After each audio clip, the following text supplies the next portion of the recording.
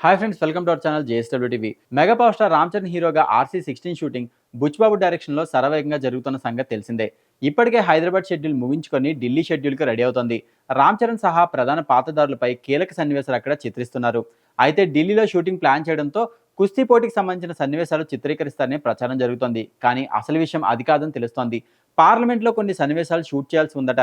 దీనిలో భాగంగానే ఢిల్లీ వెళ్తున్నట్టు వెలుగులోకి వచ్చింది.